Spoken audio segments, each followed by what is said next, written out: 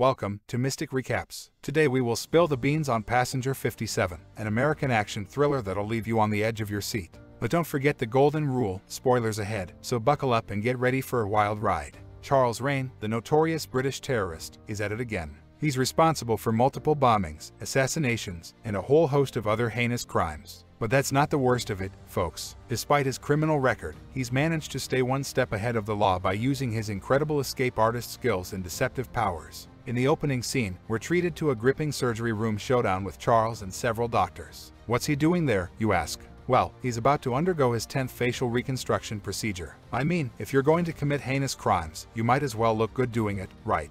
And if you think Charles is a wimp who needs anesthesia to bear the pain, think again. This guy's got a twisted sense of pleasure. He wants to be fully conscious while they operate on his face. Meanwhile, the cops have caught wind of his location and are closing in on the surgery room. Looks like Charles might finally get what's coming to him. Or will he? Before the operation begins, the police chief briefs officers on the dangers of the mission they are about to begin. Of course, they ignore it, because what's a good action flick without some unnecessary risks? Soon they arrive at the 13th floor, only to find that Charles is one step ahead of them. He swiftly takes down the chief doctor, dodges the bullets like a pro, and dashes through the hallway. Just when you thought things couldn't get any more over the top, Charles leaps out of the window from the 13th floor, without even breaking a sweat.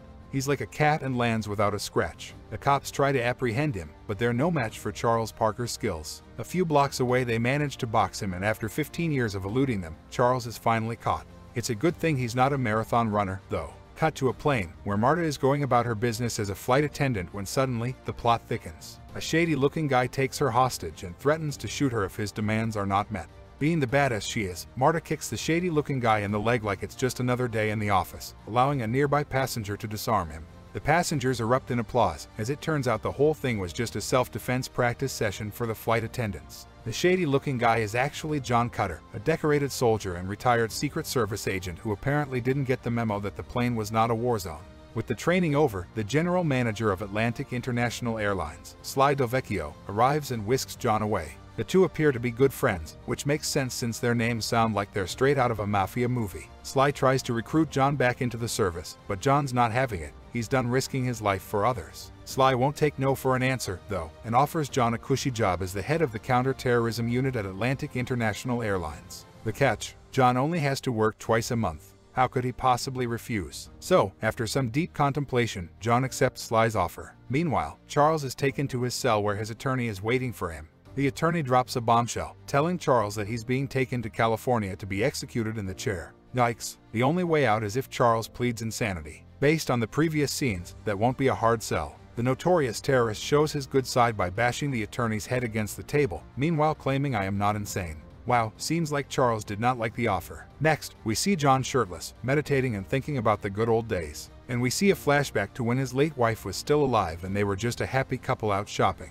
Out of nowhere, a robber decides to crash the shopping spree and attempts to steal some cash. John tries to stop him like a true hero, but the thief grabs his wife and uses her as a human shield. Despite the crowd's cries for help, the robber shoots the poor woman, which really grinds John's gears. He eventually kills the thief, but alas, his wife is already dead. The trauma from his wife's death is so intense that he becomes a hermit and quits his job as a special agent for months. Fast forward to the present, and John is prepping for his new gig. He's been assigned to guard a large Lockheed airline with almost 200 passengers on board, and his seat is 57. Coincidentally, Charles and 2 FBI agents are also on board, all heading to California. Let's hope they pack some sunscreen. Inside the plane, we are introduced to Marta and Sabrina, the dynamic duo of flight attendants. Meanwhile, a little boy mistakes Charles for his arch-nemesis and shoots him with his imaginary gun. Charles takes the dramatic route and plays dead, only to reveal his handcuffs while retaliating with his finger gun, causing quite a stir among nearby passengers. Smooth move, Charles. Seeing the handcuffs, the passengers start to worry about the safety of the flight.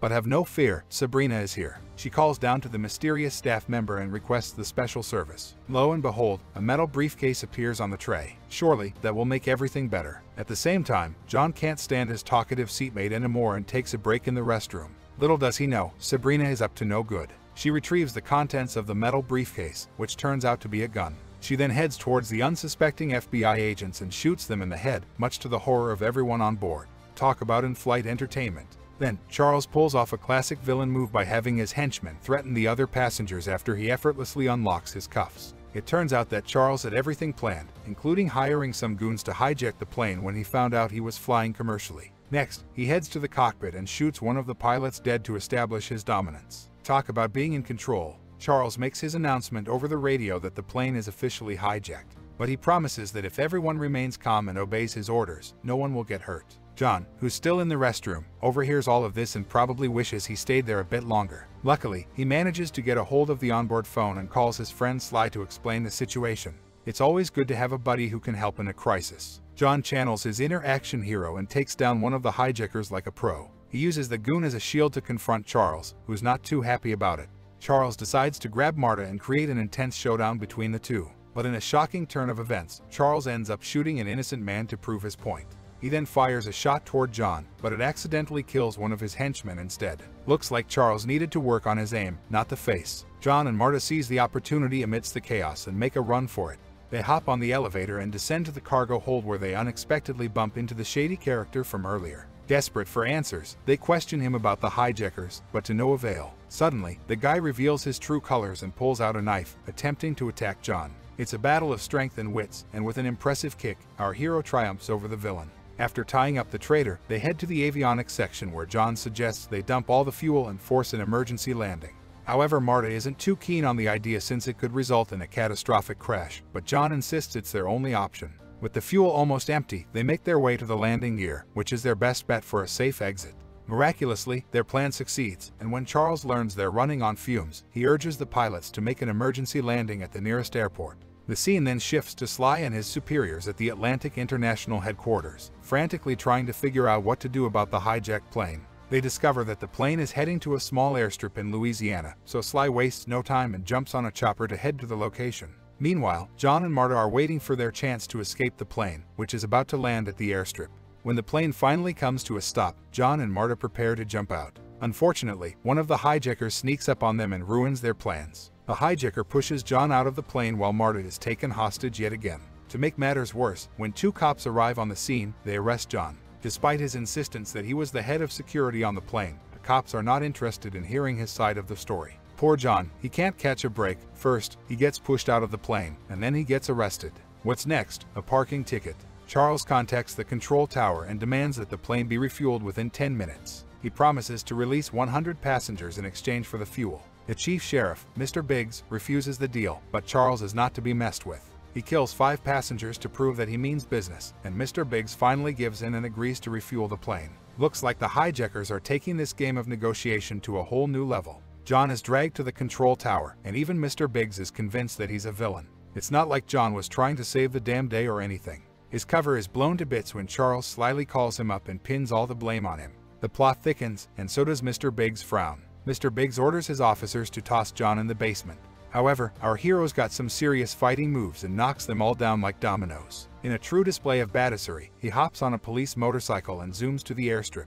Meanwhile, Charles makes good on his promise to release 100 hostages. But wait, there's more. Charles and his crew slip away, acting hella sus. Next stop, the carnival. At the control tower, the FBI shows up, demanding answers. When the sheriff mentions John's arrest, the head agent flips out and admits that John's a good guy. But where is he? Turns out, John is tailing Charles and his goons. John won't rest until he's caught the baddies and saved the day. Unfortunately, John's cover is blown and one of the hijackers attempts to shoot him but misses, hitting an innocent bystander instead. Chaos ensues. Meanwhile, John decides to take a break from the madness by climbing up a Ferris wheel, only to be followed by a hijacker. The two engage in a small tussle, and in a not-so-surprising turn of events, the hijacker ends up flying off the Ferris wheel to his death. Not exactly a fun ride, I'm sure. Finding an opportunity, John jumps on Charles and subdues him. With the terrorist situation apparently resolved, Sly Dovacchio arrives and congratulates John. Little did they know, the problem is far from over. Charles, the leader of the hijackers, threatens to kill the passengers one by one if he isn't set free. John tries to reason with him, but Charles won't budge. With negotiations at a stalemate, the FBI and other officials hatch a plan to take out Charles and his cronies with snipers in a nearby building. John, being the hero he is ordered to lead the entire mission. Let's hope he's a good shot. So, 2 FBI agents escort Charles to the plane, but instead of a peaceful entrance, they are greeted with a hail of bullets from snipers. Surprise, surprise, the suspicious guy from earlier has taken out the original snipers and is now on a rampage, mowing down FBI agents left and right. This leads to a full-blown shootout between the hijackers and the agents, resulting in some serious casualties, including the suspicious-looking guy's own demise. Meanwhile, the plane is making a run for it, but John isn't one to throw in the towel so quickly. He enlists the help of Mr. Biggs to chase down the plane in his car and execute a daring plan to enter through the retractable landing gear. Piece of cake, right? Well, for Mr. Cutter, it is. He's clinging onto the landing gear like it's nobody's business. Soon John is inside the plane and ready to take down the hijackers one by one. He starts off by killing one of the hijackers in the cargo hold before sneaking up on Sabrina and knocking her out. With only Charles left to face, John heads to the cockpit and demands that the pilots change course and head back to the Lake Lucille airstrip. After seeing the right course, we come to the final showdown, where John, despite being a trained fighter, finds himself evenly matched by Charles. It's a nail-biting fight that shakes the plane, and a stray bullet shatters a window. Good thing the altitude is low, or things could have gotten really interesting. As the cabin loses air pressure, poor Marta is left hanging on for dear life after the door blows out. But never fear, John is to the rescue. He takes Charles to the broken exit, and they exchange some final blows. In the end, John prevails by delivering a swift kick that sends the terrorist flying out of the plane. Good riddance. With the bad guy now out of the way, the passengers can finally relax and celebrate. And what better way to celebrate than by busting out some cringe-worthy dance moves? I mean, it's not like they were just in a life-threatening situation or anything. John finally gets his act together and contacts the control tower to let them know he's brought down Charles. The folks at the tower couldn't be happier, probably because they're not the ones on the plane. The plane lands safely, and all the passengers make it out alive. John, who's clearly had enough of this mess, snubs the reporters and walks off with his new girlfriend, Marta. Meanwhile, Sly, who apparently thinks he's a big shot, takes credit for the whole operation from the reporters. Maybe he forgot that John was the one who actually did all the hard work. Or maybe he's just trying to impress his mom.